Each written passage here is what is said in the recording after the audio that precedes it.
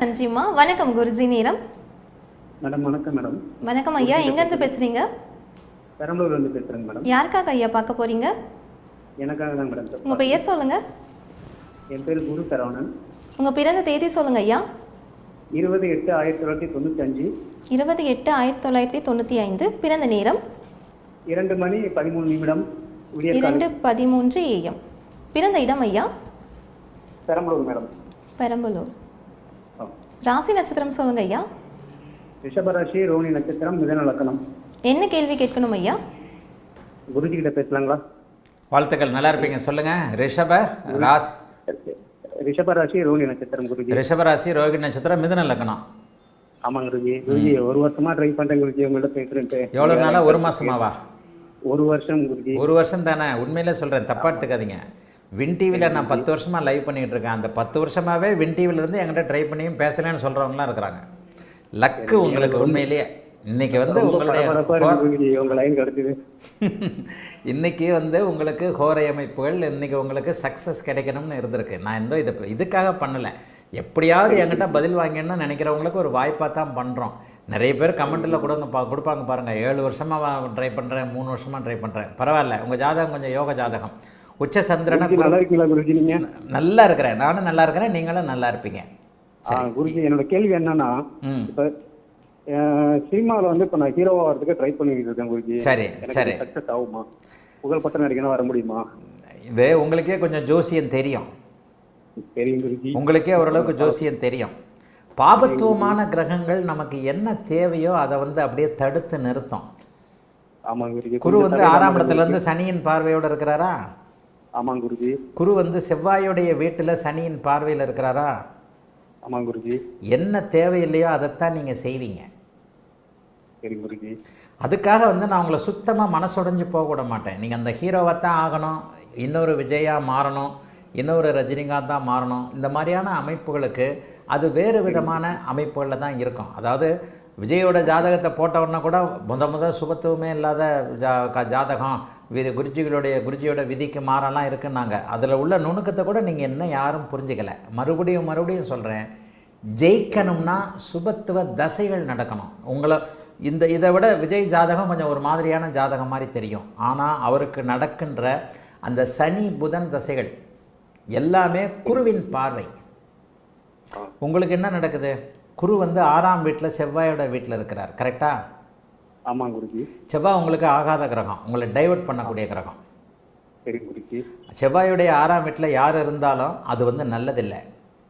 அப்படி இருந்தால் அவர் பாபத்துவமாக இருக்கக்கூடாது. சனியுடைய பார்வையில் இருக்கிறாரா? ஆமாம் குருஜி. சனியுடைய 17 டிகிரி பார்வையில் இருக்கிறார். சரி குருஜி. அப்போ என்ன பண்ணுவார்? நம்மளை என்னென்னலாம் நமக்கு தேவையில்லையோ அந்த டைவர்ஷனில் தான் கொண்டு போவார். சரி குருஜி. இப்போ வந்து உங்களுக்கு குருதசையில் புதன் புக்தி அடுத்து வரப்போகுது. சரி குருஜி. சுத்தமாகவும் தோல்வியை கொடுக்க மாட்டார்.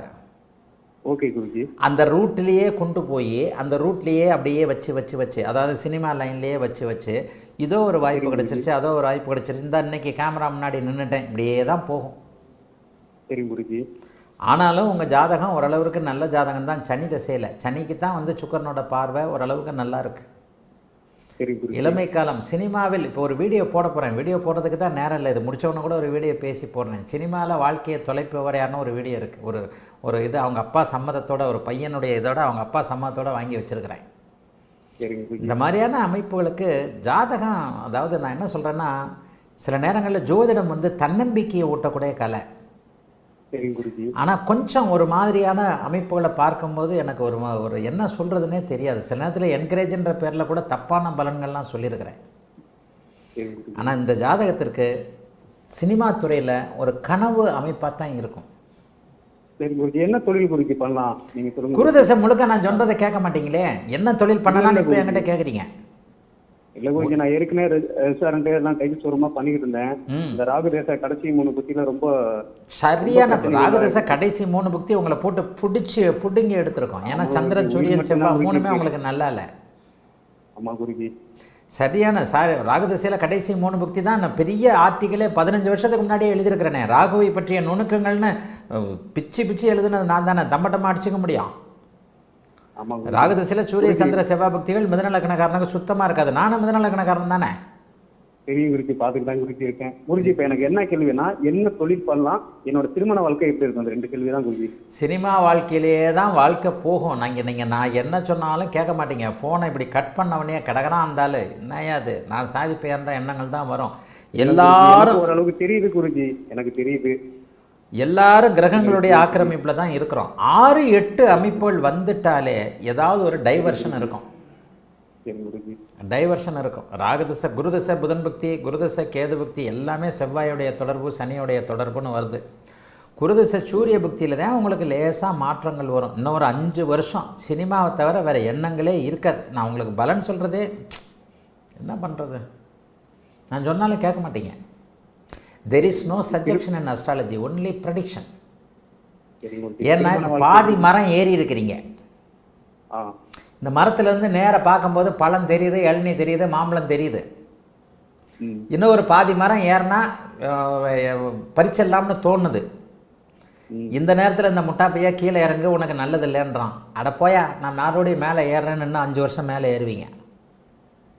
இப்படித்தான் லைஃப். குருஜி உங்க வீடியோஸ் எல்லாம் நான் பார்த்துட்டு தான் குருஜி இருக்கேன். எனக்கு சில விஷயம் தெரியுது. இல்லை நான் இப்போ என்ன பிஸ்னஸ் பண்ணலாம், என்னோட திருமண வாழ்க்கை 2 தான் குருஜி. ஏன்னா இப்போ அதுதான் குருஜி, எனக்கு வேற ஒரு கேள்வி இல்லை குருஜி. இந்த அமைப்பில் நான் அடிக்கடி சொல்கிறேன், அவயோக திசைகள் நடக்கும்போது முதல்நிலை சுபத்துவத்துடைய தன்மைகள் எதுவுமே பலன் தராதுன்னு சொல்கிறேன். உங்களுக்கு முதல்நிலை சுபத்துவம் புதன் தான். புதன் தான் சினிமா நடிப்புக்கும் காரணமான ஒரு கிரகம். புதன்நிலை சுபத்துவம் சந்திரன், 2ஆம் நிலை சுபத்துவம் புதன். இந்த முதல்நிலை சுபத்துவம் சந்திரனோட அமைப்புகள் எதுவுமே நடக்காது. ஜோசியம் கூட உங்களுக்கு நல்லா வருங்க. நீங்கள் ஜோசியம் கூட பார்க்கலாங்க. ஜோதிடத்தை கூட இன்னும் கொஞ்சம் கற்றுக்கிட்டு ஜோதிடம் கூட பார்க்கலாம்.